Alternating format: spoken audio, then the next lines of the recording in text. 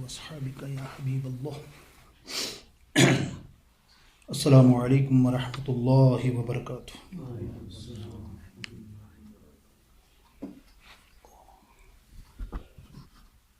الحمد لله نحمده ونستعينه ونستغفره ونؤمن به ونتوكل عليه ونعوذ بالله من شرور أنفسنا ومن سيئات أعمالنا من يهده الله فلا مضل له ومن يضلله فلا هادي له ونشهد أن لا إله إلا الله وحده لا شريك له ونشهد أن سيدنا وحبيبنا وحبيب قلوبنا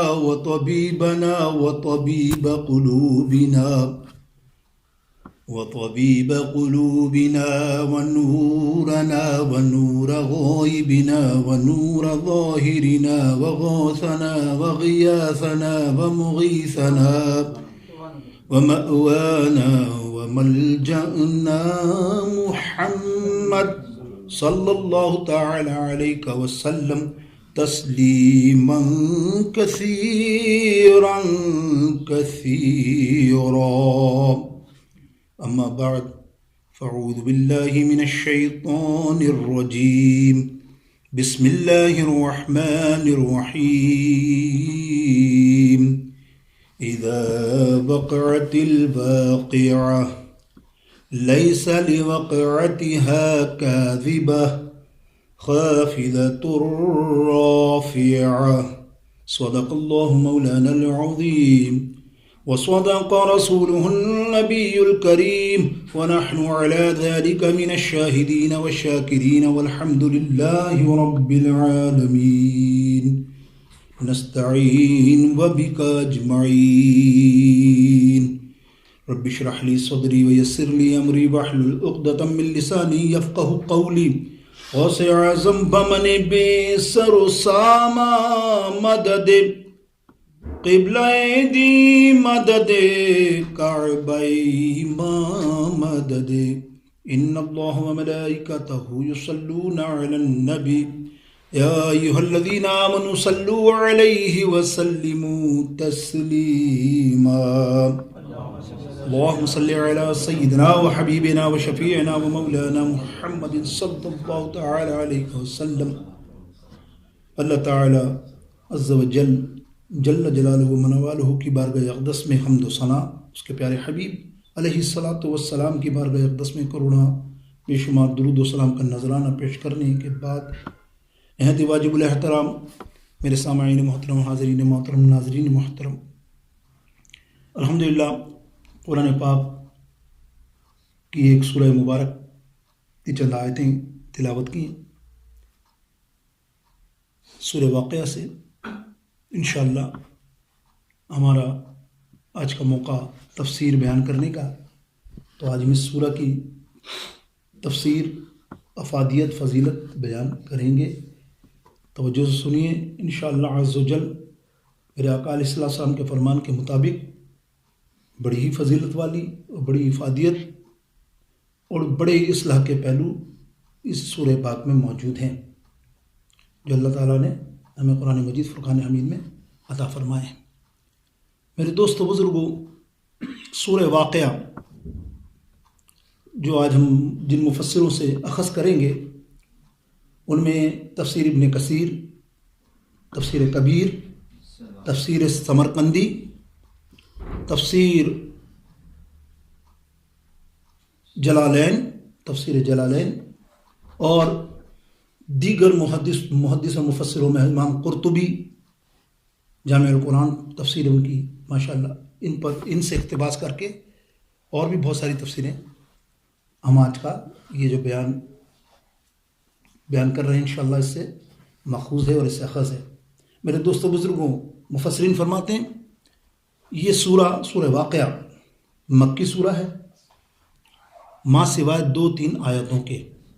متفق جمہور 2 آیتیں ایسی ہیں جو مدنی ہیں، باقی سب مکی آیتیں ہیں سورہ واقعہ میں۔ اب یہاں تھوڑا سا علم حاصل کرتے ہیں کہ جو آپ بحث سنتے ہو مکی اور مدنی سورہ اینڈ مکی سورہ، ٹوٹل قرآن پاک میں تقریباً 28 کے قریب جو ہے نا مدنی سورہ ہے، اور 86 کے قریب مکی سورہ ہے، زیادہ مکی سورہ ہے۔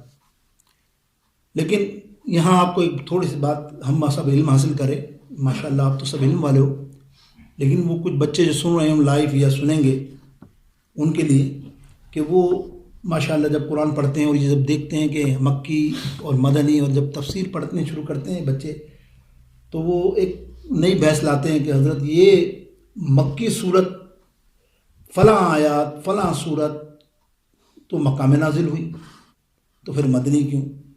یہ تھوڑا سا آپ بھی سمجھیں، کیونکہ آپ دیکھتے ہوں گے کہ صلح حدیبیہ کے موقع پر جب سرکار علیہ السلام عمرہ کرنے جا رہے ہیں، اب وہاں جو آیاتیں اتر رہی ہیں وہ مکہ کے قریب ہیں، تو مدنی کیسے ہوں؟ مدنی صورتیں ہوں تو مدنی کیسے ہوں؟ وہ آیاتیں مدنی کیوں ہیں؟ پھر مکہ میں حج کے موقع پر جو آیتیں اتری بظاہر تو وہ مکہ میں اتری ہیں، تو پھر مدنی کیوں ہیں؟ ہے نا، یہ تھوڑا سا آپ علم لیں اور سمجھیں۔ جو جمہور اصول ہے مفسرین کا، ان کے مطابق یاد رکھیے، جب نبی علیہ السلام نے ہجرت کر لی مکے سے مدینے کی طرف، تو اب وہ جتنی صورتیں ہو گئیں وہ ہو گئیں مدنی۔ اندازہ کیا، اب وہ سرکار علیہ السلام کہیں بھی جائیں، طائف جائیں، مکہ جائیں، صلح حدیبیہ جائیں، جس علاقے میں آپ دورہ کریں یا غزوہ کے لیے جائیں، اب وہ سب کے سب کیا کہلائیں گی؟ مدنی صورت۔ اور جو اس سے پہلے نازل ہوئیں ہجرت سے پہلے، وہ ساری کی ساری کون سی ہیں؟ مکی صورتیں ہیں۔ یہ ذرا جمہور آپ کو ذہن میں رہنا چاہیے کہ یہ مکی اور مدنی کا میں نے آپ کے سامنے فرق بیان کیا، بیفیکیٹ کیا کہ اس طرح سے۔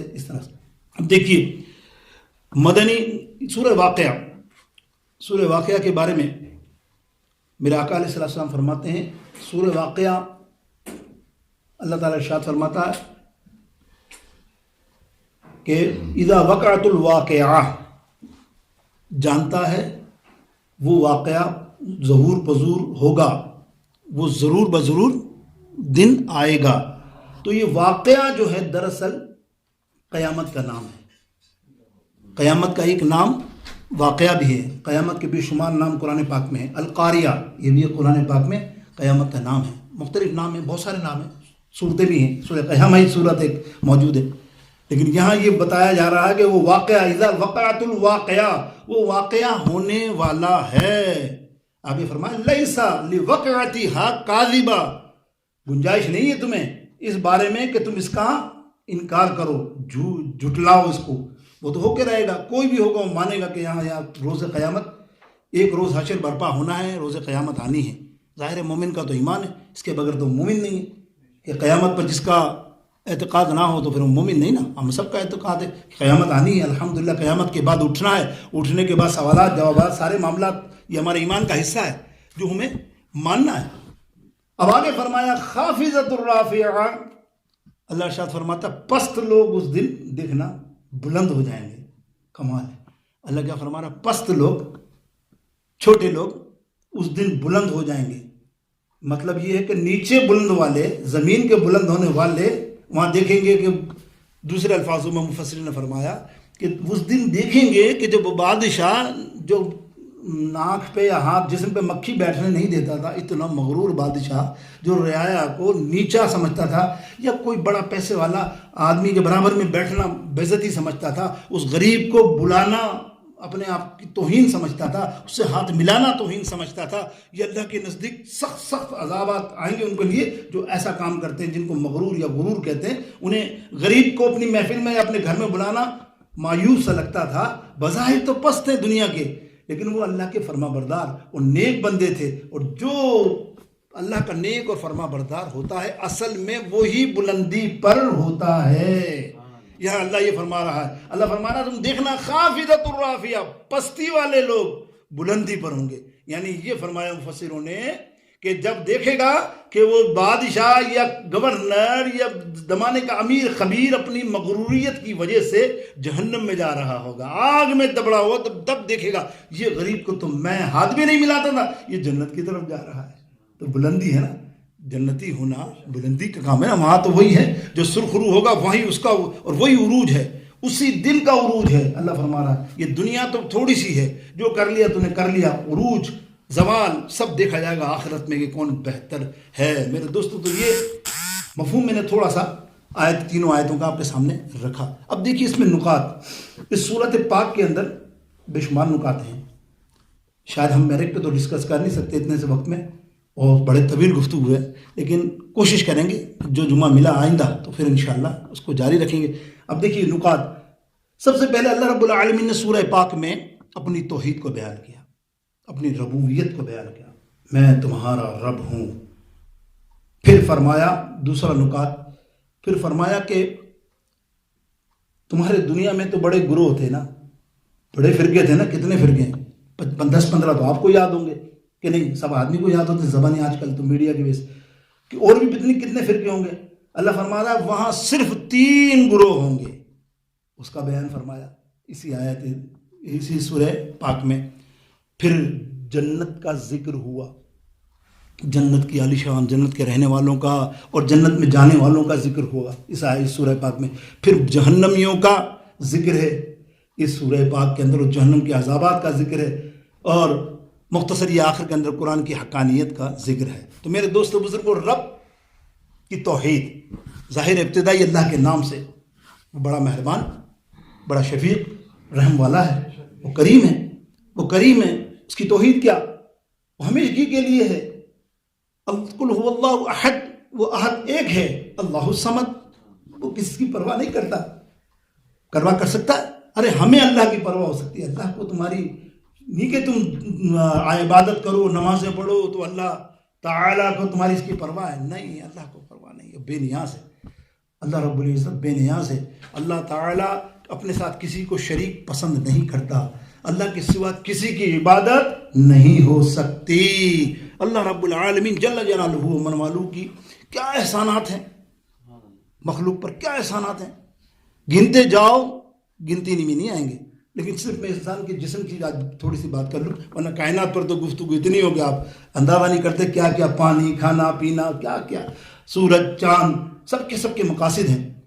لیکن اللہ رب العزت نے ہم انسان کو ایک جسم دیا، بس اتنی سی بات سمجھ لیں توحید پر، انسان کو جسم عطا فرمایا۔ دیکھیں آپ، پیر دیے، کس نے دیے؟ چلنے کے لیے اللہ نے۔ ہاتھ دیا، کس نے دیا؟ اللہ رب العالمین نے۔ سر دیا، کان دیے سننے کے لیے، کس نے؟ اللہ رب العالمین نے۔ آنکھیں دی دیکھنے کے لیے، کس نے دی؟ اللہ تعالیٰ نے۔ زبان دی، منہ دیا، یعنی میں تعداد گناؤں جسم کی تو گناتا جاؤں، اور خدا گواہ ہے، آپ دیکھیں کسی ٹانگ کے ٹوٹے سے پوچھیں، جس کو کہتے ہیں اپاہج، اس سے پوچھیں ٹانگ کی اہمیت کیا ہے، وہ بتائے گا۔ تمہارے پاس تو ہے نا، تمہیں پرواہ نہیں۔ یہی مفسرین تو فرماتے ہیں کہ اسلام ہمیں بالکل تیار ملا ہے، تیار، کچھ نہیں کرنا، 5 وقت نماز پڑھنے آنا ہے۔ اس میں بھی ہمارا کتنا برا حال ہے، تو پھر اللہ پکڑ نہیں کرے گا تو کیا کرے گا؟ ان کو چھو دیکھو، تیروں سے، تلواروں سے پورا جسم بھرا پڑا تھا، تب جا کے تمہارا یہ اسلام مضبوط ہوا۔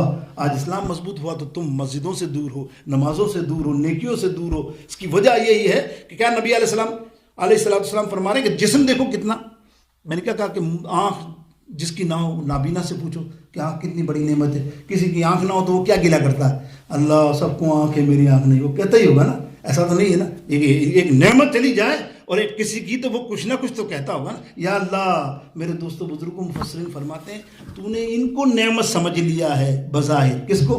آنکھ، ہاتھ، پاؤں، ہے نا، منہ، تو سمجھتا ہے یہ سب سے بڑی نعمت ہے۔ اے جسم والے انسان، یہ اقوال آپ کو ملیں گے اولیاء کرام کے پاس، مفسروں نے نہیں، یہ اصفیاء اولیاء کرام بلند درجے والے اولیاء ولی اللہ نا، ان کی کتابوں میں ملیں گے۔ وہ کہتا تو کیا جانتا ہے انسان، ہاتھ ٹانگ تو جزوی چیز ہے، نہیں بھی تو گزارا ہے نا یار، ٹانگ نہیں ہے تو چل رہا، اب آرٹیفیشل ٹانگیں آگے چل رہا ہے، ہاتھ آرٹیفیشل آگے چل رہا ہے، آنکھیں دوسرا معاملہ، کان دوسرے آگے، تب چل رہا ہے نا معاملہ۔ زمانے کا کام معاملہ چلے گا نا، آپ کا رکے گا تو نہیں۔ لیکن وہ فرماتے ہیں اللہ کے ولی اللہ جتنے اصفیاء ہیں نا، صوفیاء اللہ ہو، جس میں خاص کر میں ذکر کروں حضرت سید مہر علی شاہ صاحب رحمۃ اللہ تعالیٰ علیہ، پاکستان کے بہت ہی زبردست، انہوں نے اپنی کتاب میں ایک بات لکھی، انہوں نے کہا تو یہ سوچتا ہے کہ تیری نعمتیں یہ ہیں، ہاتھ پاؤں نہ میں چلتا ہوں روتا ہے، تو یہ نے کبھی غور نہیں کیا تو نے کہ تیرے اندر ایک چیز ایسی ہے کہ تو اگر اندر لیتا ہے نا وہ چیز باہر نہ آئے تو دنیا میں نہ رہے، وہ ہے سانس۔ کبھی سوچا آپ نے؟ مہر علی شاہ فرماتے ہیں کہ تو سانس لیتا ہے نا، دن میں سینکڑوں مرتبہ لیتا ہوگا، پتہ ہی نہیں تعداد، تجھے پتہ ہے کہ واپس آئے گا، اور جس کا واپس نہیں آتا پھر وہ اس کے جسم کے ہاتھ بھی خراب بیکار، اس کے کان بھی بیکار، اس کی آنکھیں بھی بیکار، اس کی ٹانگیں بھی بیکار، پھر اس کا کس کام کا بتائیے پورا جسم۔ اصل چیز تو ہے نا سانس، ہمیں تصور ہی نہیں ہے نا کہ سانس آ رہا ہے، بڑے فریلی آ رہا نا، محبت سے آ رہا، نہیں تو اللہ والے جانتے ہیں۔ خدا کے بندوں، اللہ کی نعمت دیکھو کیسی ہے، سانس لیا نہیں آیا، رکا گیا وہ بندہ، پھر دوبارہ تمہیں ملے گا نہیں، پکڑتے رہو، کوما میں لے جاؤ، کہیں بھی لے جاؤ اس کو، کتنی بھی ہچکے مارو، گیا، بھلے وہ بظاہر ہارٹ اٹیک ہو، پتہ نہیں کیا معاملہ ہو، برین ہیمریج، دنیا بھر کی بیماری کہہ دو، وہ سانس ہی ہے جو رک گیا، تم کتنی دفعہ لیتے ہو۔ اللہ اکبر۔ مہر علی شاہ فرماتے ہیں کبھی تو نے سوچا اتنی بڑی نعمت تیرے پاس ہے، تیرا سانس واپس آیا، تو نے اللہ کا ذکر کیا، یہ شکر ہے نا، کبھی کہا الحمدللہ الحمدللہ۔ آپ فرماتے ہیں خدا کی قسم مرتے دم تک اگر تو الحمدللہ یا اللہ کا نام لیتا رہے شکرانے پر کہ مجھے سانس ریٹرن بیک ہوا، واپس آیا، تب بھی تو نے اللہ کی نعمتوں کا شکر ادا نہیں کیا۔ فَبِأَيِّ آلَاءِ رَبِّكُمَا تُكَذِّبَانِ، کن کن نعمتوں کا، اللہ کی نعمتوں کا تم جھٹلاؤ گے۔ اللہ اکبر، کیسی نعمتیں دیکھیں نا آپ نے ساتھ۔ یعنی اولیاء کرام فرماتے ہیں، یعنی جتنے اولیاء کرام کی لسٹوں میں بڑے بڑے نام ہیں، با یزید بستانی رحمۃ اللہ تعالیٰ علیہ دیکھ لیں، ابراہیم بن ادہم دیکھ لیں، یہ ٹاپ لسٹوں میں کہلاتے ہیں۔ معروف کرخی رحمۃ اللہ تعالیٰ، جنید بغدادی، اولیاء و مشائخ میں ان کا بلند مقام ہے۔ انہی میں ایک نام ہے عبداللہ حضرت داؤد طائی رحمۃ اللہ تعالیٰ علیہ، حضرت داؤد طائی، کیا ولی اللہ، دیکھیں آپ ان کی زندگی کا واقعہ سنیں۔ وہ شکر کی بات کرتے کہ تم شکر کیا ادا کرتے ہو یار، ہم تم شکر کیا ادا کرتے ہیں۔ ان کی زندگی کا معمول تھا، کبھی انہوں نے کھانا چبا کر نہیں کھایا۔ تم کھاتے ہو نا بڑے مزے سے ٹیسٹ لے کے، کبھی شکر ہی نہیں ادا کیا تم نے، تو ٹیسٹ لینے کے بعد بھی شکریہ ادا نہیں کیا اللہ کا۔ کیا میں نہیں کہتا سب، لیکن مقصد سے کھایا پیا پر تعریفیں کرتے تھے، کیا کھانا بنایا، کیا رہا، کبھی تو نے کہا جس نے بنانا، جس نے دیا اور جس نے کھلایا، اے رب تیرا شکریہ۔ اگر کوئی بہت اچھا دیندار ہوگا تو دعا پڑھ لے گا الحمدللہ پڑھ کے، اور دعا مانگ لے گا کہ یا اللہ تیرا شکر ہے تو نے ہمیں کھانا دیا، بس یہ ایک دعا مانگ لی، تو نے احسان اتار دیا۔ اب سنو، حضرت داؤد طائی رضی اللہ تعالیٰ عنہ بغیر نوالے کے، یعنی چبانے کے، بوٹیوں کے چبانے کے، روٹیوں کے چبانے کے، ان کا ایک معمول تھا۔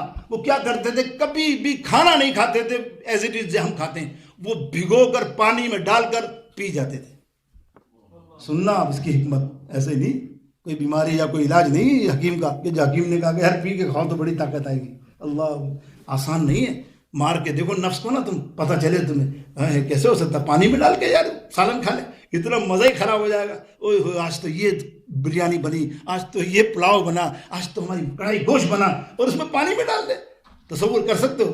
کوئی تجربہ کرے گا بھی نہیں۔ دیکھو ایسا بتا رہا ہوں کہ کوئی تجربہ بھی نہیں کرے گا گھر پہ، بھائی کڑھائی مرغی اتنی شاندار بنی، وہ پانی میں ڈال کے کھانا، وہ پانی میں بھگو کے کھاتے تھے، بوٹیاں پیس کے، سب کچھ پیس کے بس پی جاتے تھے۔ اللہ اکبر۔ مریدوں نے، عقیدت مندوں نے سوال کیا، یا حضرت یہ کیا معاملہ ہے، آپ کھانا ہی نہیں کھاتے، اتنی قیمتی ہم گوشت بناتے ہیں، بھنے ہوئے، تیتر فلانا جو بھی شکار کرتے ہیں، آپ کے سامنے ہرن رکھتے ہیں، آپ پانی میں ڈال کے بھگو کے پورا پتلا کر کے پانی پی جاتے ہیں، پانی پی جاتے ہیں، مطلب آپ کو ٹائم لگتا ہے مشکل سے 2-3 منٹ، پیٹ ہی بھرنا ہے نا۔ وہ جو کھانا اگر تم پانی میں ڈال کے کھاؤ، جتنا کھانا ہے کیا پیٹ میں جائے گا، پیٹ بھر گیا، اور لگے گی کتنی دیر بتاؤ مجھے؟ وہ 15 منٹ میں کھاؤ گے، 10 منٹ میں، ہمارے والوں کی بات نہیں ہوتی، وہ آدھے گھنٹے میں کھاتے ہیں، مطلب خاص لوگوں کی بات ہے 10 سے 15 منٹ میں وہ پورا کھانا کھائیں گے آپ، جتنا بھی ٹائم لیں گے۔ حضرت داؤد طائی فرماتے ہیں رحمۃ اللہ تعالیٰ، بولے تم نے دیکھا کبھی میرے کو فالتو بیٹھتے ہوئے؟ مریدوں نے کہا نہیں حضرت، جب بھی آپ کہیں بھی موجود ہوتے ہیں آپ کے منہ سے ذکر اللہ ذکر اللہ ذکر اللہ، سنو ذکر اللہ ہی کی آواز آتی ہے، آپ ذکر کے علاوہ رہ نہیں سکتے۔ کبھی ہم نے اپنی زبان دیکھی نہیں جب تک اب ہمارے سامنے پیٹھ پیچھے کی بات نہیں. اب پیٹھ پیچھے کیا مطلب؟ جو سامنے کر رہا ہو 12 گھنٹے 7 گھنٹے تمہارے ساتھ ذکر اللہ، تو وہ تو اللہ کا ولی ہو، تو پیچھے نہیں کر رہا ہوگا. کتنا کر رہا ہوگا؟ وہ تو نماز نوافل سب پڑھ رہا ہوگا. میرے دوستوں فرماتے ہیں کہ دیکھ یہ کھانا کھانے میں تمہیں لگتے ہیں 10 سے 15 منٹ، اگر میں یہ کھانا چبا کے کھاؤں گا تو میرا منہ میری زبان اللہ کے ذکر سے رک جائے گی. میں تو یہ بھی نہیں چاہتا کہ یہ 10 منٹ 15 منٹ اس کی زبان اس کی مالک کی تعریف بیان کرنے میں رک جائے. اللہ اکبر. اندازہ کیا آپ نے؟ کوئی ہے ایسا شکرانے ادا کرنے والا؟ میرے دوستوں کوئی ہے؟ کوئی بن سکتا ہے ایسی جس کی ساری زندگی اللہ کے ولیوں کی ایسی گزری ہو؟ تو یہ میرے دوستوں رب کی ربوبیت، توحید، اللہ اکبر، اللہ کی شکر ادا کیا کرو. ویسے تو ایک اصلاح کی بات بھی کر دوں، مسجد میں آتے ہیں نماز پڑھنے، یہ بھی ذکر ہے نا، کہتے ہیں یار ہم آتے تو ہیں 5 وقت. ہاں بھائی بڑا نمازی ہے، 5 وقت تو آتا ہے، بڑا بھائی کرم ہے تیرا، اللہ تعالیٰ بڑا خوش ہوتا ہوگا تجھ سے کہ یہی میرا بندہ، باقی سب ایسے ہی. تو 5 وقت آیا نماز کے لیے مسجد میں، بے شک ذکر کے لیے آتا ہے. کبھی یہ سوچا خالی اللہ نے ذکر صرف نماز کے اندر ہی رکھا ہے؟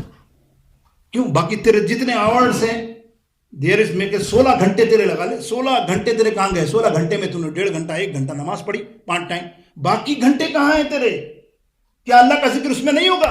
ارے میرے نبی علیہ السلام نے پورا چارٹ دیا. ارے بھائی اٹھ، اللہ کا نام لے کے دعا مانگ اللہ سے کہ میرے کو آج زندہ کر دیا دوبارہ صبح، اللہ کا نام کر، کپڑے پہن، بسم اللہ پڑھ، جو بھی دعا ہے وہ مانگ، آئینہ دیکھ دعا مانگ، بال بنا دعا مانگ، بسم اللہ. پھر بول کہ تو بزنس پہ بھی جا رہا ہے تو سب سے پہلا کلام تو یہی کرے گا نا، یا جاب پہ جا رہا ہے لکھ رہا ہے تو بسم اللہ کے نام سے شروع کر، ٹائپ کر رہا ہے بسم اللہ کے نام سے تو شروع کرتا رہے نا. یہ تیری زبان جب عادی ہو جائے گی تو اللہ کا ذکر کرتا رہے گا.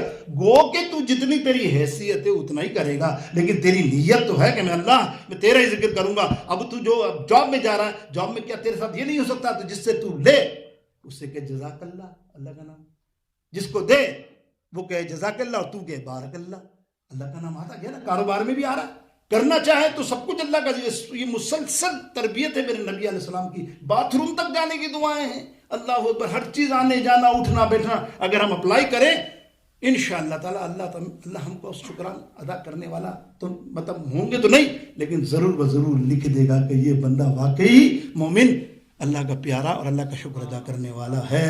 میرے دوستو یہ تو تھی بات، گفتگو میں نے توحید پر مختصر سی کی، تو بہت طویل ہو سکتی ہے نا، پتہ اللہ کا ذکر ہے. اب آئیے اس آیت کریمہ، سورہ کریمہ کے تحت اس کا واقعہ سورہ قیامت، اس کا نام ہی قیامت، سورہ قیامت ہے، صحیح معنی دے گا قیامت کے واقعات. اب قیامت کے واقعات کیا ہیں؟ کسی کو نہیں معلوم کب آئے گی قیامت، کسی کو نیور، ماں سوائے اللہ اور اس کے رسول کے کوئی نہیں جانتا کس دن قیامت آئے گی، ایکچوئل ڈے. لیکن میرے غیب دان نبی علیہ السلام نے تمہیں ہنٹس تو دیے ہیں نا، تمہیں بتایا ہاں 10 محرم ہو، جمعے کا دن ہو نا، ذرا صبح اٹھ کے تیار رہا کرو. اللہ اکبر، صوفیہ کانپتے تھے اولیاء. جمعے کا دن محرم کی 10 تاریخ کو ان کی حالت بری ہوتی تھی. حالانکہ نہیں ہے، آپ تو لاپرواہ، آپ کو تو پتہ بھی نہیں کہ ڈیٹ ہے آج 10 تاریخ.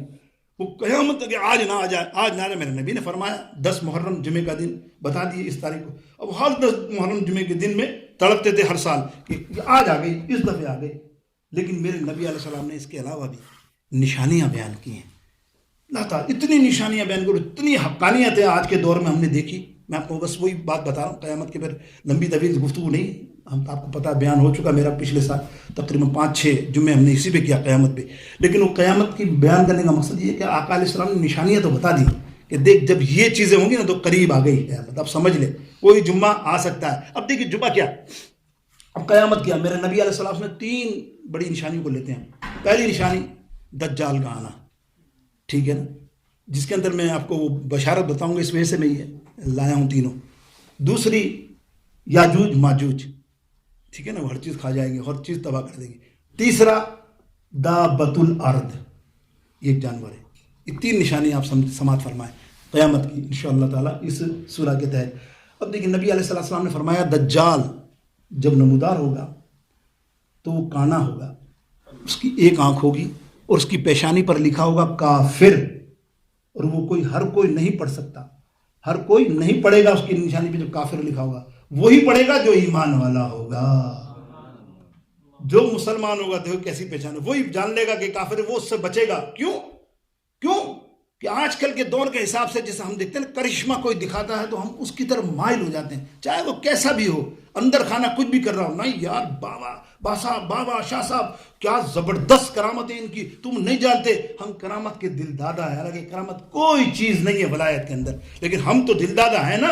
تو یہی آپ سرکار فرما رہے ہیں کہ وہ ایسے کام کرے گا، انگلی اٹھائے گا بارش ہو جائے گی، یہ کرے گا وہ کرے گا، مردوں کو بھی زندہ کر دے گا. اتنا کمال کا بندہ ہوتا وہ ہوگا دجال کہ لوگ اس کے پیچھے پیچھے پیچھے پیچھے پیچھے. اسی لیے فرمایا نا اس کی پیشانی پر وہی دیکھ سکے گا جو ایمان والا ہوگا، وہ پہچان جائے گا یہ بدبخت ہے، یہ بدبخت ہے. میرے نبی نے فرمایا تھا یہ وہی دجال ہے. اب سنیے بس وہ جو میں نے بات بشارت کی کرنی ہے نا، نبی کی بشارت اور غیب کی باتیں میرے نبی نے جو بیان کی وہ سنیے اور اپنے عقیدوں کو مضبوط کیجیے. میرے نبی علیہ الصلوۃ والسلام نے فرمایا وہ دجال ہوگا نا، اس کی سواری جانتے ہو کیا ہوگی صحابہ؟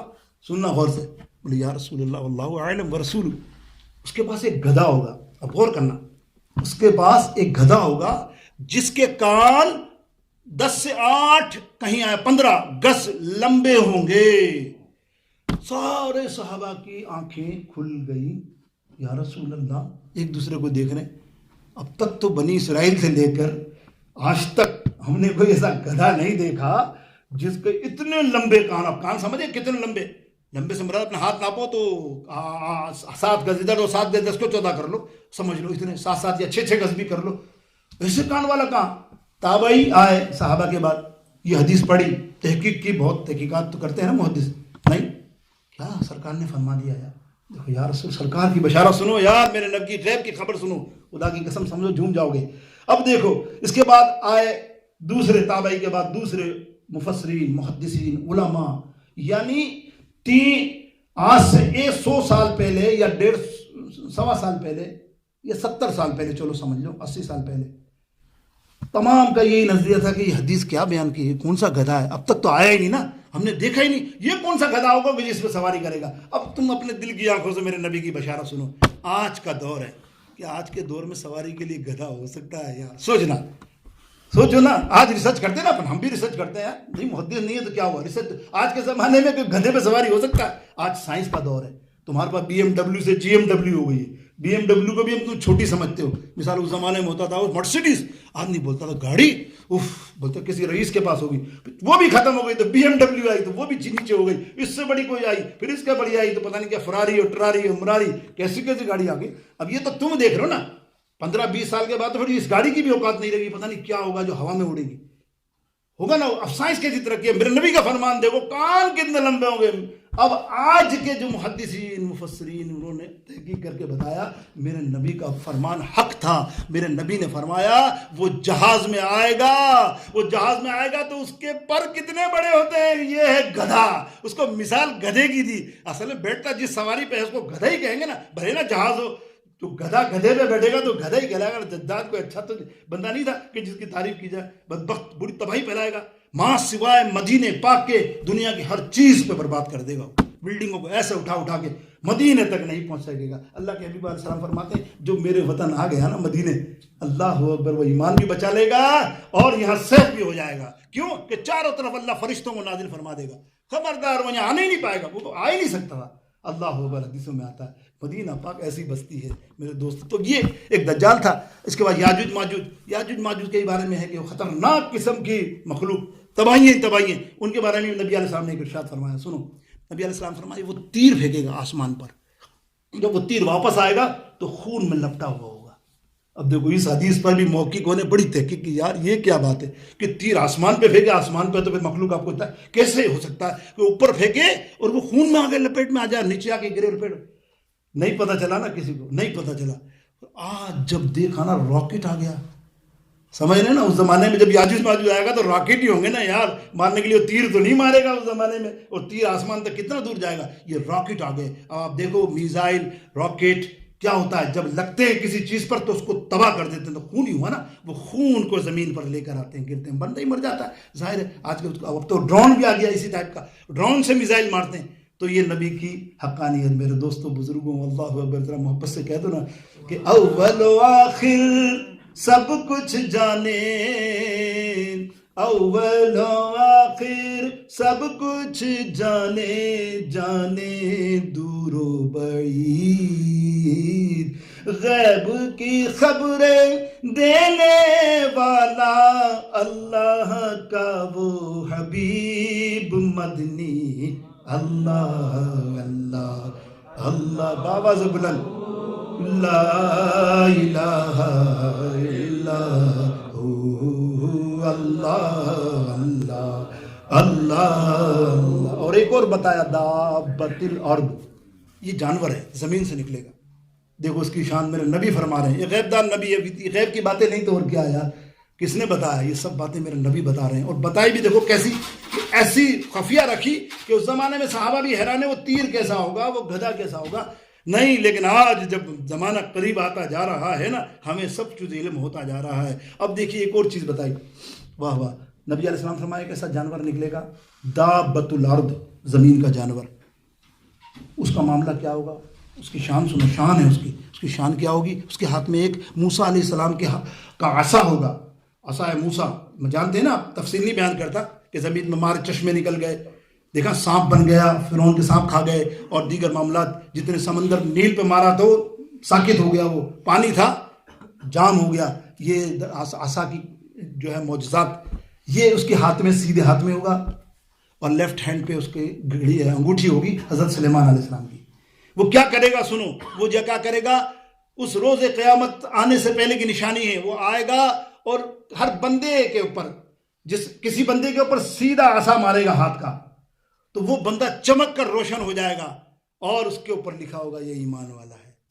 وہ بتا رہا ہے جانور سنو کہ یہ ایمان والا ہے، کسی کو الٹا مارے گا تو کالا سیاہ ہو جائے گا، یہ بے ایمان ہے، یہ ایمان والا ہے، یہ بے ایمان ہے، یہ پورا بائیفیکیٹ کرے گا ادھر معاشر میں، اور ایمان والے الگ ہو جائیں گے اور کافر سامنے آ جائیں گے۔ تو بتائیے یار، اس دابۃ الارض کے پاس علم کے غیب ہے کہ نہیں؟ وہ جانتا ہے کہ کون ایمان والا ہے کہ کون ایمان والا نہیں، اور تم اعتراض کرتے ہو میرے نبی کے علم غیب پر۔ کیسی بات ہو گئی کہ اور کوئی غیب کیا تم سے نہا ہو بھلا، اور کوئی غیب کیا تم سے نہا ہو بھلا، تم سے نہا ہو بھلا، جب نہ خدا ہی چھپا تم روڑو درود، جب نہ خدا ہی۔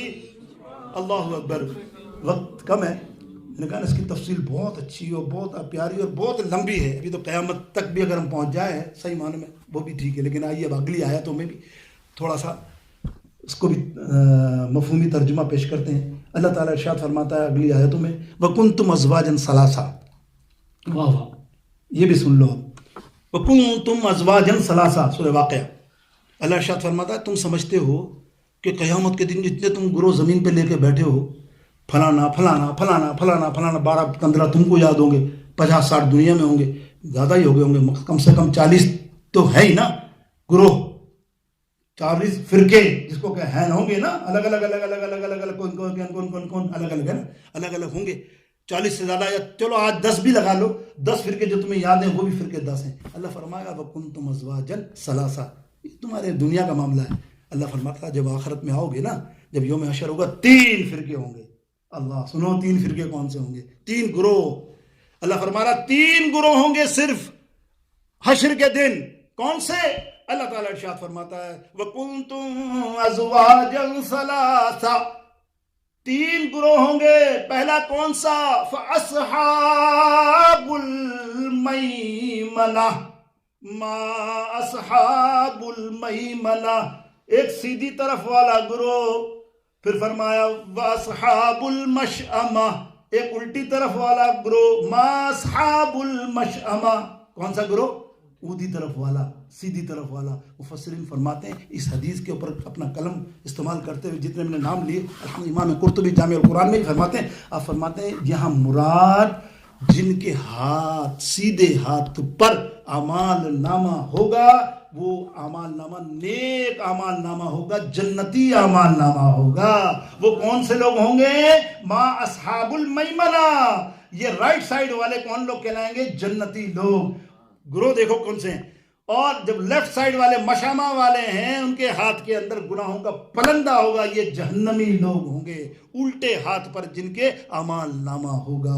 یہ دو گروہ ہو گئے۔ اب دیکھیے تیسرا گروہ بھی سماعت فرما لیں جلدی جلدی، پھر اگلی جمعے انشاءاللہ اس کی اور تفصیل بھی کریں گے اللہ نے چاہا تو، کیونکہ جنت دوزخ اور دوزخیوں کا جنتیوں کا بھی بیان ہے، وہ اگلے جمعے رکھتے ہیں۔ اب دیکھیے اس کے بعد اللہ تعالیٰ ارشاد فرماتا ہے والسابقون السابقون، یہ تیسرا گروہ ہے۔ یہ تیسرا گروہ کون ہے؟ والسابقون السابقون اولئک المقربون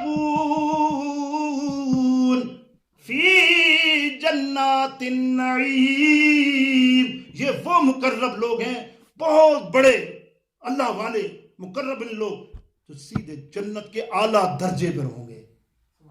اب کتنے مل گئے ہم کو؟ 3 فرقے ملے، ایک فرقہ ملا تو جنتی نارمل، ٹھیک ہے نا، جس کے سیدھے ہاتھ کے پر، الٹے ہاتھ والا جہنمی۔ تیسرا وہ ہے کہ ان سب سے ماورا اعلیٰ مقام پر جنت النعیم، یعنی بہت بڑے درجے والے تیسرے ہیں۔ میرے نبی علیہ السلام نے اس پر کلام کیا، ویسے مفسرین میں اگر بحث کروں تو بہت لمبی ہو جائے۔ بحث یہ تھی کہ لوگوں نے کی کہ نبیوں کے بھی صحابی کی بات ہو رہی ہے، والسابقون السابقون، صحابی جو پہلے ایمان لانے والے، تو وہ بھی ہیں، لیکن بہر طور جن کے میں نے نام لیے امام جلال الدین سیوطی سے لے کے ابن کثیر سے لے کے تفسیر کبیر کے امام اور امام سمرقندی فرماتے ہیں کہ نبی علیہ السلام کی حدیث موجود ہے صحیح کی، اللہ کے حبیب علیہ السلام نے فرمایا یہ سابقون کا جو ذکر آیا، یہ سابقون میرے دور کے صحابہ ہیں، ہجرت سے پہلے والے، ہجرت کے بعد والے اور مکہ کے بعد والے۔ اس میں بدری، عشرہ مبشرہ سب آ گئے، یعنی سب صحابی کو کیا کہا؟ یہ مقربون، اللہ کے بہت ہی مقرب بندے ہیں، وہ جنت کے حقدار ہیں۔ نبی نے فرما دیا، آگے فرمایا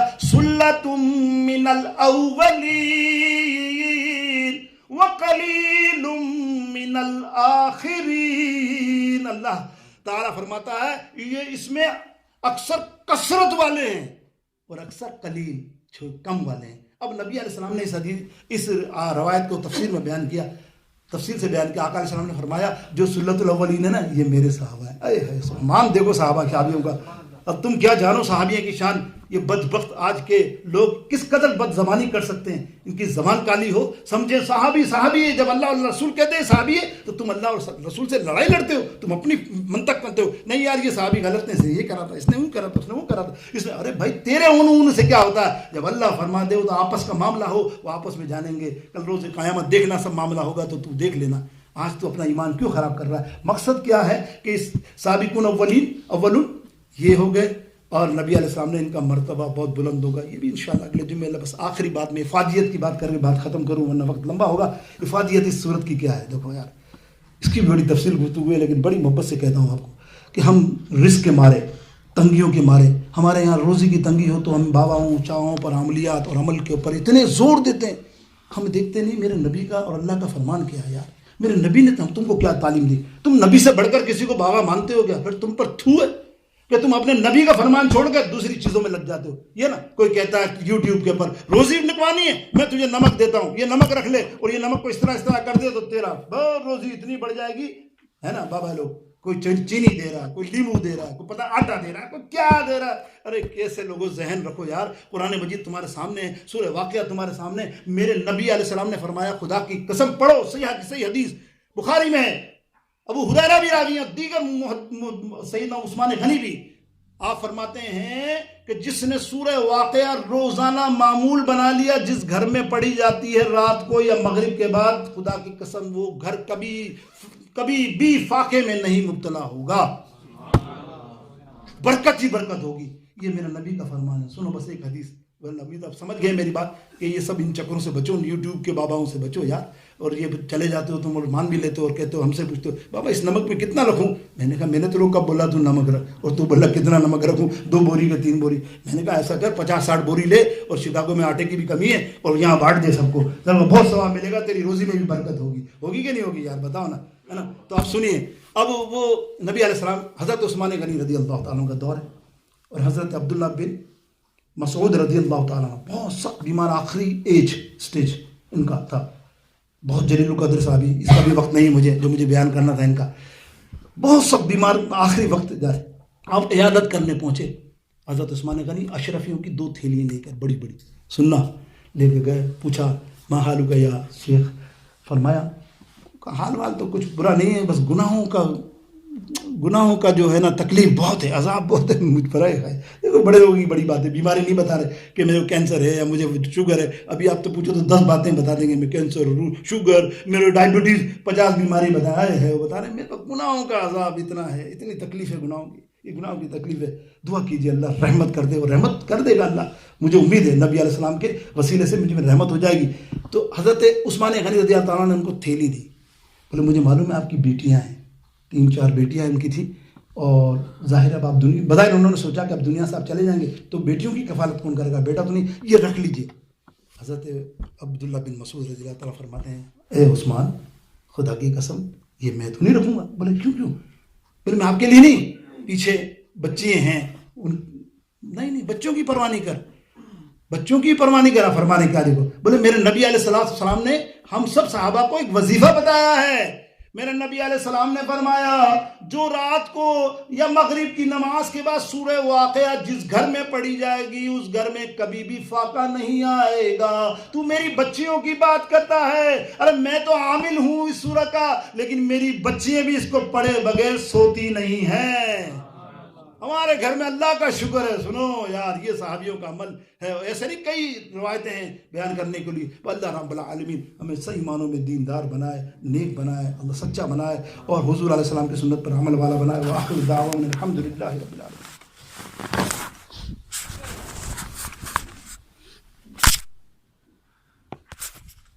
اللہ اکبر.